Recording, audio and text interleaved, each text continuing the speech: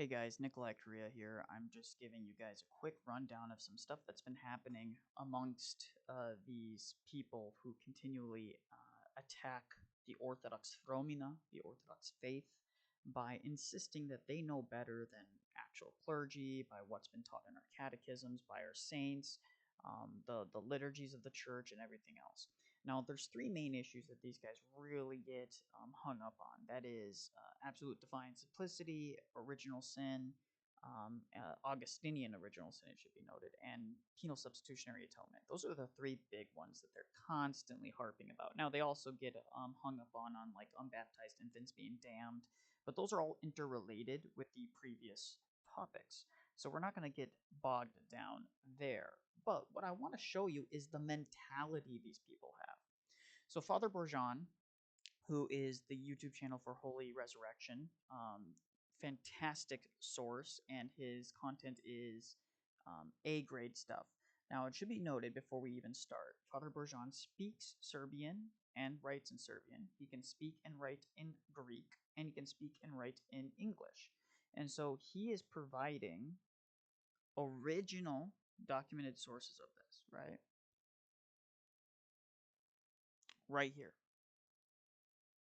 Now, what is this?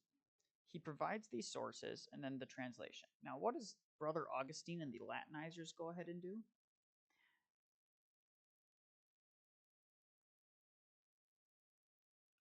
He accuses him of just misunderstanding. Well, then, Father Bourgeon, it's been brought to my attention this quote from St. Nicodemus is not a real quote and likely fabricated by an AI app. Who is he trusting for that information? Well, he's trusting Orthodox Ensign. And does Orthodox Ensign speak Greek and Serbian? No, he doesn't. Of course not. Now, what does Father Bourgeon do? Out of grace and humility and everything else, he does this. Sorry, that's not the response. Right here. He goes here and provides. The book should be available in English translation as the rudder. And he provides the link to the rudder. He then goes here and posts the entire, here's the full quote in Canon, on Canon 110, look at the bold part. And then you don't see the bolding until here. Well, why didn't Brother Augustine respond? Brother Augustine was insisting that this was a fake quote. The bold. Oh, Brother Augustine can't read Greek. Kind of much like Saint Augustine was famously not a big fan of Greek himself and absolutely abhorred Greek. Doesn't mean he didn't know how to read it on a surface level, but he certainly wasn't an academic in Greek. I don't understand how you want me to send you the text via mail. Read the 1908 Greek edition of the original. Totally dunking on this guy. He's providing it in Greek, providing the Greek prints.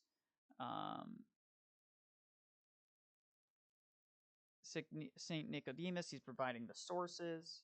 Here's the word content prints. Here's another useful link.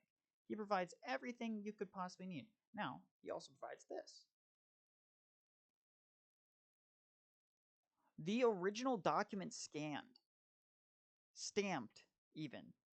Stamped and scanned. Okay. Do you see Brother Augustine responding to any of these? No, of course not. Because he's not interested in the truth of the matter. He is interested in dunking on a clergy. Father Bourgeon knows more than you. He is smarter than you. His views are in line with the Orthodox Church. And if you think they aren't in line, why doesn't Brother Augustine, Orthodox Ensign, or like I like to call him, Calvadox Ensign, and others like that, why don't they go to the hierarchs and say, look at Father Bourgeon is teaching mass heresy to a lot of people. He's got 46,000 YouTube followers. Like, we should be really concerned about this. Well, that's because they know none of the bishops actually agree with them. None of the bishops actually agree with them when their views are fully expressed, when their views are fully explicated. Sometimes they can get away with saying, well, we believe in original sin, but in the Orthodox way, and then they don't really explain what they mean by the Orthodox way.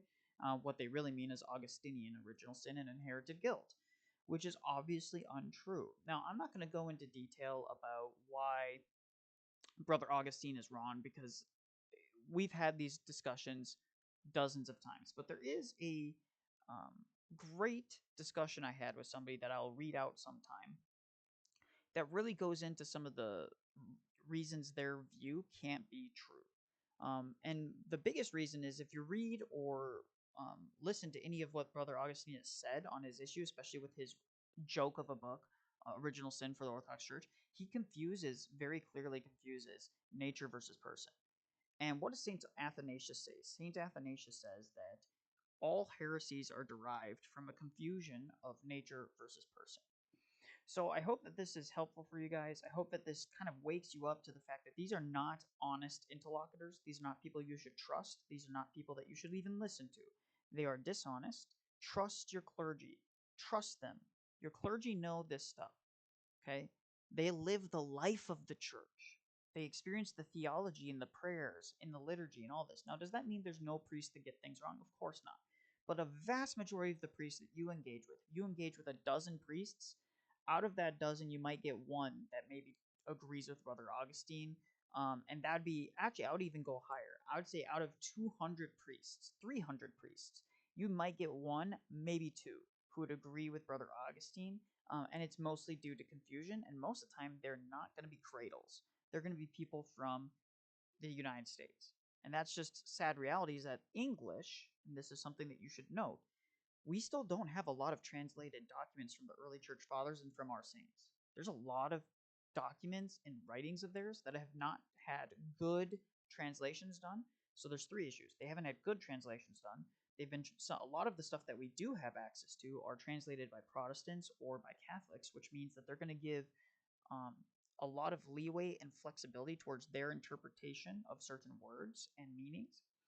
And then three, the stuff that we do have translated sometimes isn't even perfect.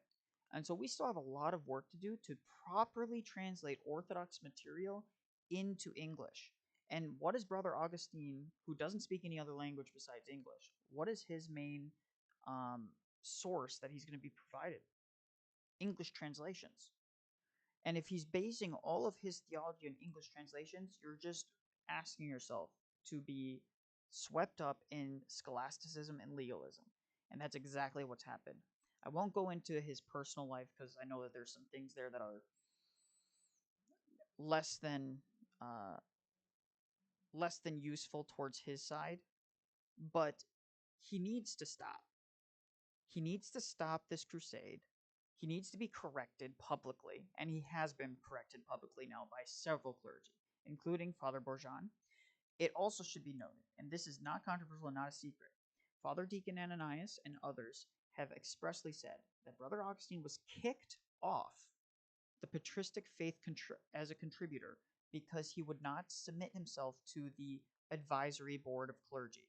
They have on patristic faith, they have an advisory board that looks over all of the content that their contributors are posting. He refused correction and was kicked off as a result because of his consistent need to be right and for him to defend St. Augustine above all else. St. Augustine is a great saint, but he is not the saint that we base all of our theology on. Straight up. That is just the fact. Maybe if more of these people read St. John Cassian, they wouldn't be making these errors. All right, guys. God bless.